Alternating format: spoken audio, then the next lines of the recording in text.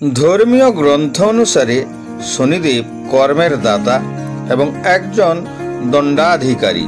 তিনি তার দায়িত্ব থেকে কখনোই পিছপা হন না। এতে শত্রুকে মিত্রকে তার মধ্যে তিনি কোনো পার্থক্য করেন না। যারা ভালো কাজ করে তাদেরকে তিনি অবশ্যই ভালো ফল প্রদান করেন এবং যারা খারাপ কাজ করে তাদেরকে অবশ্যই খারাপ ফল দিয়ে থাকেন। এছাড়া গ্রহ নক্ষত্রের অবস্থানে একজন ভিখারিকে রাজা এবং একজন রাজাকে ভিখারিতে পরিণত করেন। শনিদেবের জন্মের কাহিনী। ধর্মীয় গ্রন্থে ভগবান শনিদেবের জন্ম কাহিনীর বিভিন্ন প্রকার বর্ণনা রয়েছে। কিছু গ্রন্থে শনিদেবের জন্ম জ্যৈষ্ঠ মাসের অমাবস্যা তিথি ধরা হয়েছে, আবার কিছু গ্রন্থে শনিদেবের জন্ম ভাদ্রপদ শনি অমাবস্যার দিনে বলে মনে করা হয়েছে। একটি কাহিনী অনুসারে শনিদেব ঋষি কাশ্যপের অভিভাবকত্বে তার যজ্ঞ থেকে জন্মগ্রহণ করেছিলেন।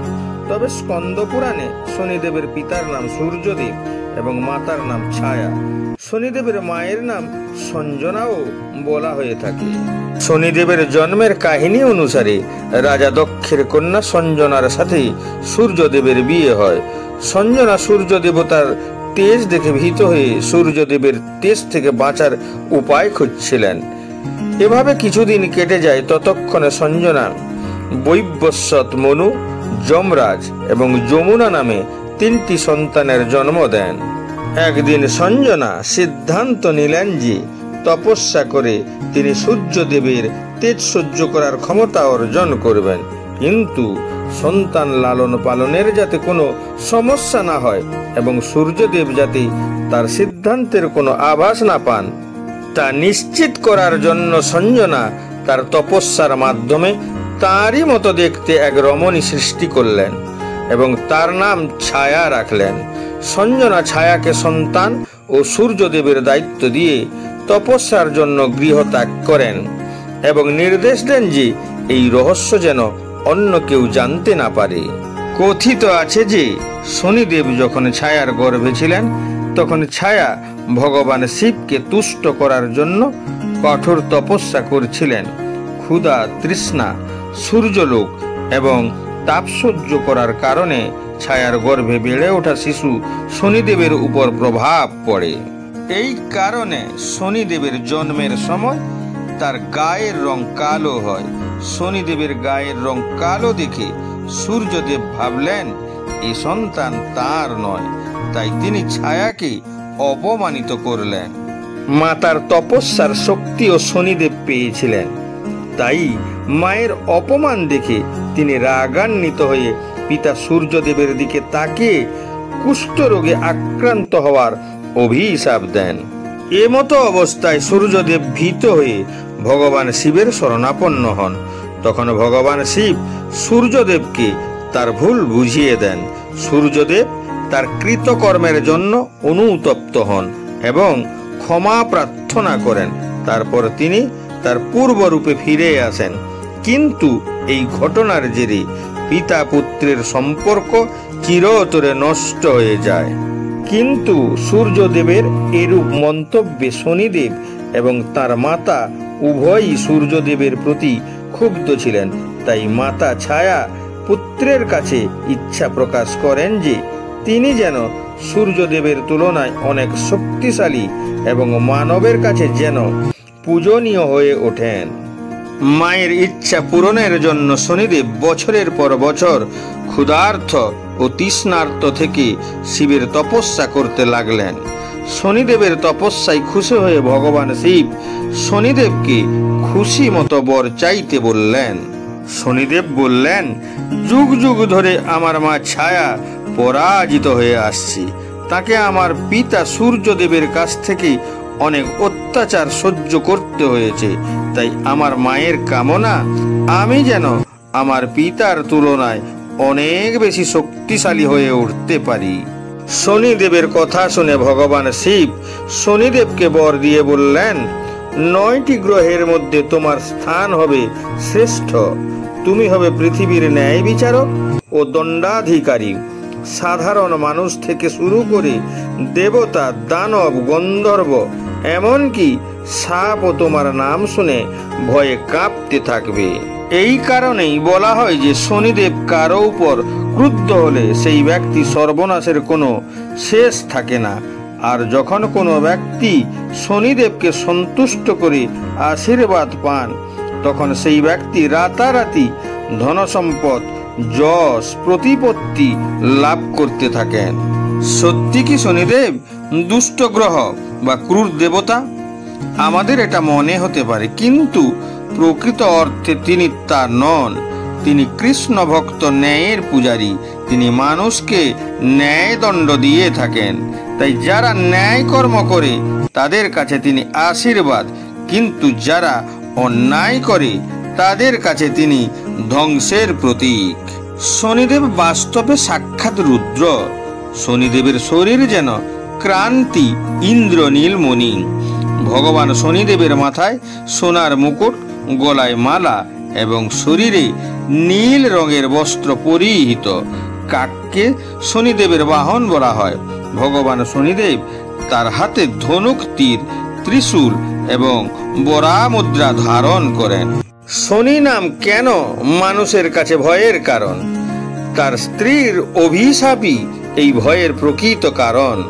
ব্রহ্মপুরাণে শনিদেব দর্শন সম্পর্কিত ভয়ের কারণ বর্ণিত হয়েছে। শনিদেব শৈশব থেকে শ্রীকৃষ্ণের পরম ভক্ত ছিলেন। তিনি চিত্ররথের কন্যা ধামিনীকে বিয়ে করেছিলেন। ধামিনী পুত্র লাভের আকাঙ্ক্ষা নিয়ে একবার শনিদেবের কাছে পৌঁছলে শনিদেব শ্রীকৃষ্ণের ভক্তিতে মগ্ন ছিলেন। শনিদেব কৃষ্ণের ভক্তিতে এতটাই মগ্ন ছিলেন যে তিনি তার পারিপার্শ্বিক এবং বাইরের জগৎ সম্পর্কেও অবগত ছিলেন না। শনিদেবের স্ত্রী সেখানে অনেকক্ষণ দাঁড়িয়ে থেকে অপেক্ষা করতে করতে ক্লান্ত হয়ে ক্রোধবশত শনিদেবকে অভিশাপ দেন। তিনি বললেন, তুমি তোমার অপেক্ষারত স্ত্রীর দিকে একবারও তাকাওনি, তাই আজ থেকে তুমি যার দিকে তাকাবে সে ধ্বংস হয়ে যাবে। শনি মহারাজ শ্রীকৃষ্ণের ভক্তি থেকে তার ধ্যান ভঙ্গ করে তার স্ত্রীকে বোঝানোর চেষ্টা করেন। তখন তার স্ত্রীর সমস্ত রাগ শান্ত হয়ে যায় এবং তার দেওয়া অভিশাপের জন্য তিনি অনুশোচনা বোধ করেন। কিন্তু অভিশাপ ফিরিয়ে নেওয়ার ক্ষমতা তার ছিল না। অগত্যা শনিদেব সর্বদা মাথা নিচু করে থাকতে শুরু করেন, যাতে তিনি কারো ক্ষতির কারণ না হন। শনিদেব দণ্ডাধিকারী এবং ন্যায়াধীশ। মানুষের কৃতকর্মের ফল তিনি দিয়ে থাকেন। তার বিচারে যিনি শাস্তি প্রাপ্তির যোগ্য অধিকারী, তিনি তাকে এমন সাজা দিয়ে থাকেন যে সেই ব্যক্তির জীবন শেষ হয়ে যায়, তবুও তার শাস্তির মেয়াদ শেষ হয় না। আবার শনিদেব যার প্রতি তুষ্ট হন সে ব্যক্তি মালামাল হয়ে যায়। তিনি ফকিরকে রাজসিংহাসনে বসিয়ে দেওয়ার ক্ষমতা রাখেন। শনিদেব যাকে ভর করেন তাকে বলা হয় শনি দশা এবং শনি মহাদশা। 2.5 বছর এবং 7.5 বছর। 2.5 বছরকে ঢাইয়া এবং 7.5 বছরকে 7.5 বলে। শনির মহাদশা 19 বছর। শনিদেবের পূজা এবং কিছু উপায় করে শনিদেবকে সন্তুষ্ট করতে পারলেই শনিদেবের প্রকোপ থেকে রক্ষা পাওয়া যায়।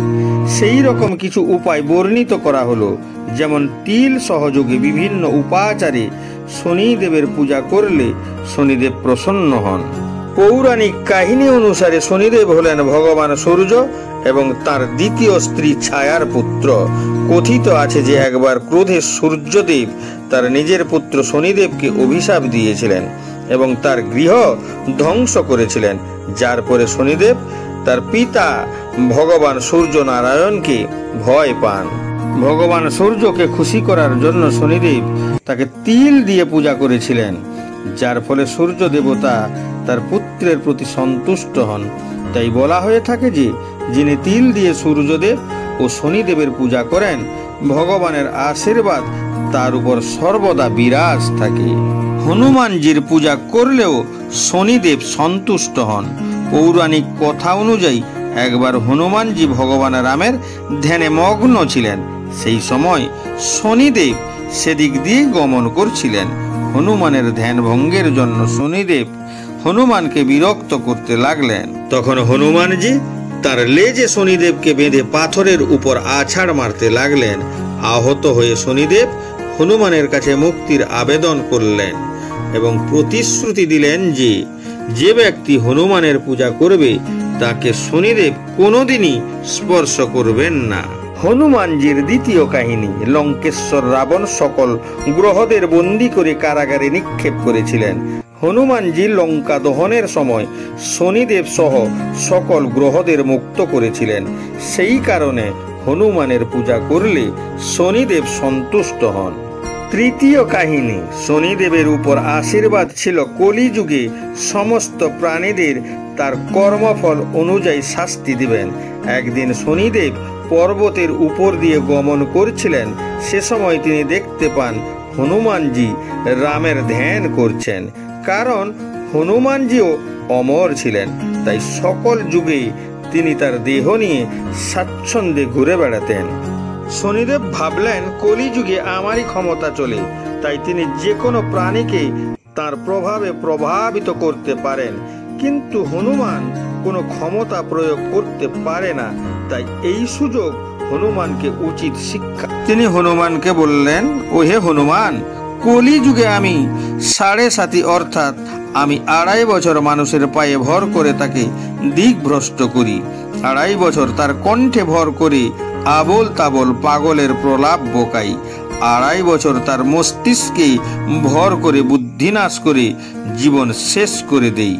তাই আজ আমি সরাসরি তোমার মাথায় ভর করব, দেখি তুমি আমাকে কিভাবে প্রতিহত করতে পারো। হনুমান বললেন, তুমি চেষ্টা করে দেখতে পারো। তখন শনিদেব হনুমানের মাথায় সরাসরি ভর করলেন। হনুমানের মাথায় একটু চুলকানি হতেই একটা পর্বত এনে তার মাথায় রেখে দিলেন। শনিদেব সেই পর্বতের ভার সহ্য করতে না পেরে হনুমানকে অনুরোধ করলেন, আমার অহংকার চূর্ণ হয়েছে, তুমি আমাকে মুক্তি দাও এবং কথা দিচ্ছি এই কলিযুগে যে তোমাকে স্মরণ করবে সে শনি দশা থেকে মুক্ত হবে। যারা কৃষ্ণ ভক্ত কিংবা কৃষ্ণ নামমালা জপ করেন, শনিদেব সেই কৃষ্ণ উপাসকদের থেকে দূরে থাকেন।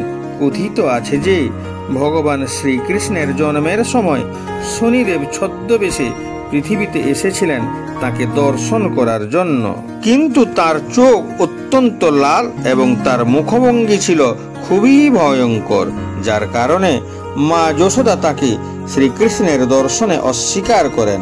শনিদেব শ্রীকৃষ্ণের পরম ভক্ত, তাই তিনি শ্রীকৃষ্ণের দর্শন না পেয়ে কোকিলা বনে কৃষ্ণ দর্শনের জন্য তপস্যা করতে লাগলেন।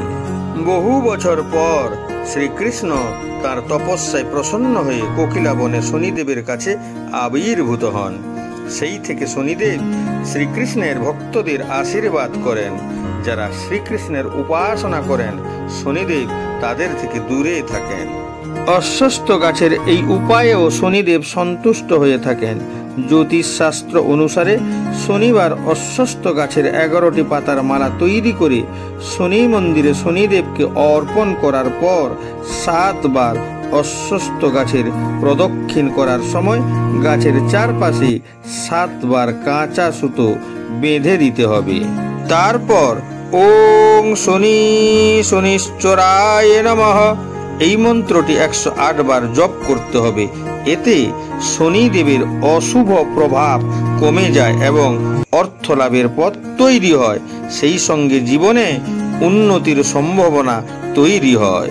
এবং অশ্বস্থ গাছের আরেকটি উপায় করলেও সমস্ত বাধা দূর হয়।